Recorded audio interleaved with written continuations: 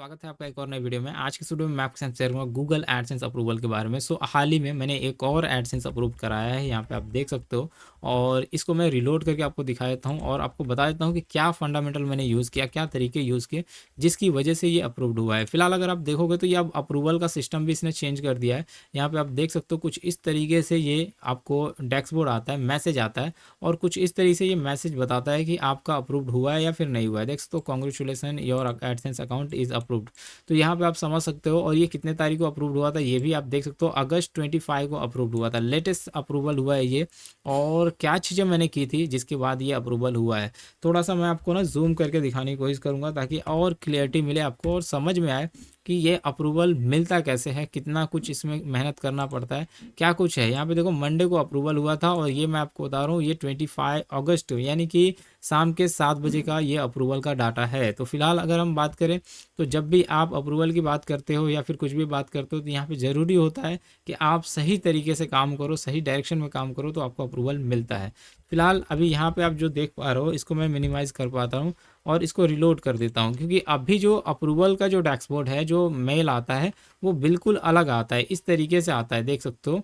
और ये अप्रूवल होने के बाद अगर मैं इसको एक्सप्लोर करूँ यहाँ पे अकाउंट को, तो मेरा अकाउंट ओपन हो जाएगा एडसेंस का और वहाँ से मैं सारी चीज़ें कंट्रोल कर सकता हूँ। ये देख तो कोई डॉलर बना नहीं है, क्योंकि हमने रिसेंटली फ्रेश एडसेंस जो है कि ये अप्रूव्ड हुआ है, जो कि मैं आपके साथ में साझा कर रहा हूँ।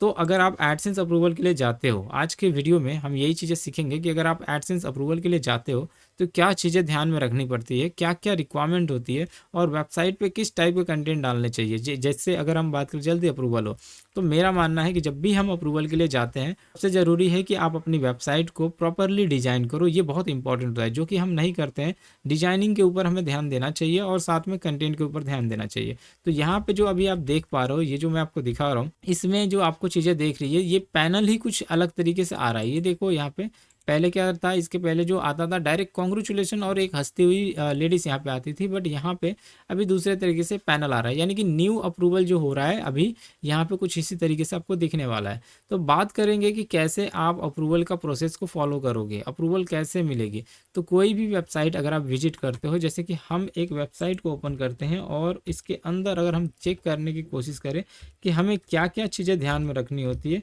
वो मैं आपको बताऊं। तो यहाँ पे मैं वेबसाइट को विजिट करता हूँ और ये एक मेरी वेबसाइट है छोटी सी, और इसमें मैं आपको बता रहा हूँ एडसेंस अप्रूव्ड इसके ऊपर भी है। ज़्यादातर मोस्टली वेबसाइटें मेरी जो है ना अप्रूव्ड होती हैं और उनके ऊपर मैं ज़्यादा काम करता हूँ।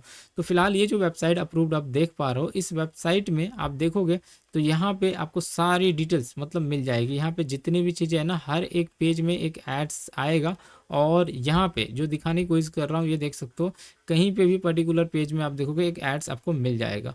तो ये एडसेंस अप्रूवल है, गूगल एडसेंस का ही ये फंडामेंटल है। लेकिन ये कितने टाइम में क्या चीज़ें होती है, कब तक अप्रूवल मिलता है, ये देखना ज़रूरी होता है। तो जो कंटेंट डालते हो ना, वो कंटेंट एआई से जो हम डालते हैं, मिक्सअप करके डालना चाहिए आपको।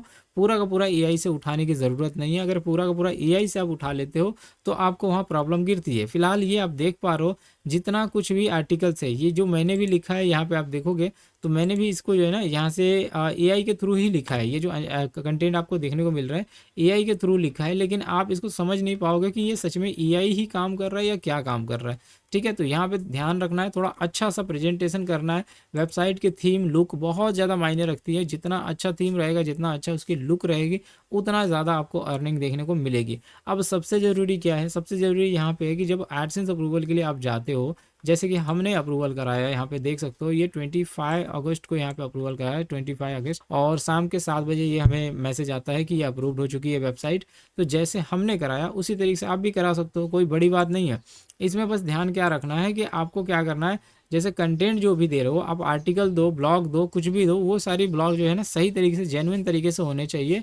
और खुद की, मतलब या तो खुद की नहीं तो एआई से आउटलाइन लो और खुद से लिखो, मतलब मॉडिफिकेशन खुद से करो, और जो कि एक अच्छा आर्टिकल कंटेंट दो जाकि यूज़र पढ़ सके, रीड कर सके।